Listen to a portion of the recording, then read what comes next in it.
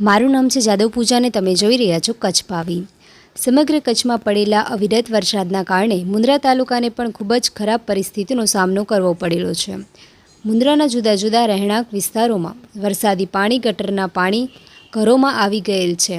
મુન્દ્રા બારોઈ નગરપાલિકા લોકોને સુવિધા આપવામાં નિષ્ફળ ગયેલ છે।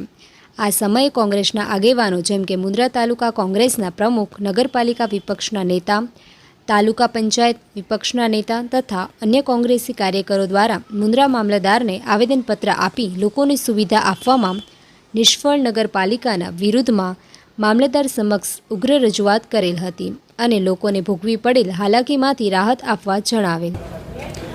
નગરપાલિકાની મુખ્ય વાત કરું તો નગરપાલિકાનું મુખ્ય કામ છે નળ ગટર અને રસ્તા। આ ત્રણેય બાબતે નગરપાલિકા તદંતર નિષ્ફળ રહી છે।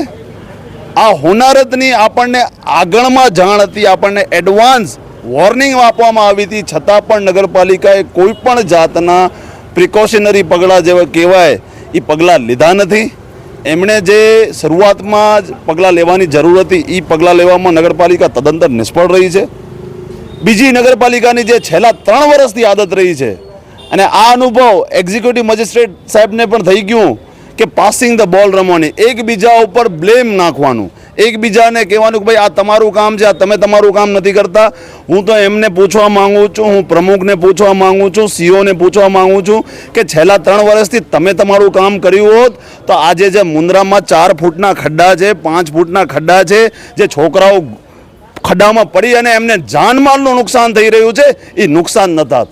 એટલે જે તંત્ર સારું કામ કરી રહ્યું છે એના ઉપર આક્ષેપ કરવા કરતાં નગરપાલિકા પોતાની અંદર ઝાંકી અને જોએ અને નગરપાલિકાને જે કામ કરવાનું છે એ કામ ભ્રષ્ટાચાર વગર કરે એ અત્રેથી મારી માંગણી છે। માછીમાર વસાહતની મેં ખાસ કરીને બેનને આજે અરજ કરી છે કે માછીમાર જે વસાહત છે ત્યાં લોકો કને પાણી નથી, વીજળી નથી અને જે આપણે વાવાઝોડું ટાઈપ હવા 40-50 કિલોમીટર પ્રતિ ઘંટાની ઓનાથી ઉડી હતી એના લીધે એમના છાપડા બધા ઉડી ગયા છે। એમને તંત્ર દ્વારા અને જે પણ ઔદ્યોગિક એકમો અહીંયા મોજૂદ છે એમના દ્વારા એમને મદદ કરવામાં આવે અને એમના ઉપર જે લાઇટ અને પાણીની જે તકલીફ છે એને 24 કલાકની અંદર ત્યાં પાણી પણ પહોંચી જાય અને વીજળી પણ પહોંચી જાય એવી અત્રેથી અમારી માંગણી છે। શહેર કોંગ્રેસ તેમજ તાલુકા કોંગ્રેસના તમામ આગેવાનો અને ગામડાઓના તમામ કોંગ્રેસી આગેવાનો દ્વારા મામલતદારશ્રીને આ ડીપ ડિપ્રેશનની અંદર જે તકલીફો પડી છે એમને અવગત કરવામાં આવ્યા છે અમારી ટીમ દ્વારા અને સતત અમે એમના સંકર્પમાં તાલુકા અને શહેર પણ સંપર્કમાં રહ્યું છે એમના। પણ મુદ્દો અહીંયા છે કે બેન્ડની કામગીરી બહુ સારી છે। આ વખતે મફતનગર એરિયામાં જે ખરેખર બહુ નુકસાન થયું હતું એવા અમારા કોંગ્રેસી આગેવાનો જાવેદભાઈ હોય, ભરતભાઈ હોય તરત સંકલન કરીને માળખાકીય સુવિધાઓ અને બેન્ડનો પણ સારો રિસ્પોન્સ થયો હતો। પણ જે અહીંયાના નગરપાલિકાના પ્રમુખ છે જેને લગભગ મારા કહેવા પ્રમાણે જેને ગણતરીપૂર્વકનું કોઈ કામ કરેલ નથી અને ખોટી રીતે એના પ્રમુખ દ્વારા બેનશ્રીને દબાવવાનો પ્રયાસ કરવામાં આવ્યો અને એની અનાવડતના કારણે જે મુન્દ્રા નગરપાલિકામાં નુકસાન થયું છે, જે વર્ષોથી ખાડા પડ્યા છે, પ્લસ એના પહેલાં પણ મામલતદારશ્રીએ એમને સચેત કર્યું તો તમે પ્રી મોન્સૂનની કામગીરી કરો। નગરપાલિકા ક્યાં ગઈ હતી? પ્રી મોન્સૂનની કામગીરી નથી કરી। જેવો આવું વિકટ પરિસ્થિતિ જ્યારે પેદા થઈ અને મેડમશ્રી સારું કામ કરી રહ્યા હતા ત્યારે ખોટો રોફ જમાવી ભાજપના સત્તાધિકારોએ જે ખલેલ ઊભી કરવાની કોશિશ કરી છે અને સખ્ત શબ્દોમાં વખોડું છું। સાથે સાથે એ પણ કહેવા માગું છું અમે આવા અધિકારીઓ સાથે છીએ અને મુન્દ્રાનું કેમ ભલું થાય, મુન્દ્રા વિસ્તારનું કેમ ભલું છે। અત્યારે ઘણા એવા કલાપુર નગરના એવા એરિયા છે જેમાં પાણી પડ્યું જ છે જેનો નિકાલ હજી નથી થયો અને અત્યારેથી એ પણ રજૂઆત કરવામાં આવી છે જે પણ લોકો જે કેશ ડોલમાં રહી ગયા છે એને પણ આવરી લેવામાં આવે, જે ખરેખર જેનું નુકસાન થયું છે એને પણ સરકારી સહાય કાયમી ધોરણે આપવામાં આવે।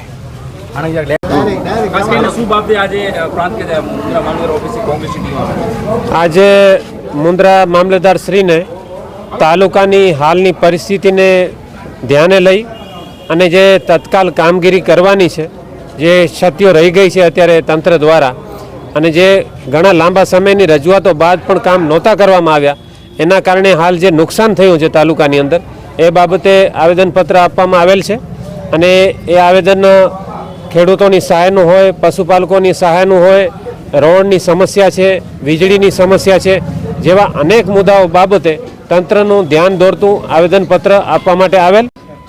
અમે વર્ષોથી કહીએ છીએ કે એક જ CHC છે. અત્યારે અહીંયાથી તમે જેને તમે પત્રકારો જઈને CHCની હાલત જુઓ. 3 દિવસ ત્યાં જનરેટર ભાડે રાખી, ત્યાંના ડૉક્ટરને જનરેટર નહોતો મળતો. મારો સંપર્ક કર્યો, અમે અહીંયા જનરેટરનું કીધું તમને ભાડામાં અમે મદદ કરશું. ત્યાં ડીપી બદલી નહીં. 3 દિવસ જઈને તમે ત્યાંના જેને ઓફિસરને પૂછજો, જનરેટર ભાડે લઈને ચાલુ કર્યો ત્યારે જઈને દર્દીઓને દવા થઈ છે. આ મુંદ્રાની હાલત છે. એટલે જોવાવાળું કોણ છે? અમે તો પ્રજાની વચ્ચે છીએ ને એક પ્રહરી થઈને પ્રજાના પ્રશ્નો લઈને આવ્યા છીએ. વાચા આપવાનું તંત્રનું કામ છે. અત્યારે નગરપાલિકા ભયંકર ભ્રષ્ટાચાર છે. કોઈ પણ જાતનો કોઈ જોતો નથી એનો કરશે. હું એટલું કહું છું, આપના માધ્યમની જનતાને કહું છું, હવે જાગો. તમારા પ્રશ્નો માટે અમે ઊભા છીએ, પણ તમે પણ હવે છે ને તમારા હકની લડાઈ માટે આગળ આવો.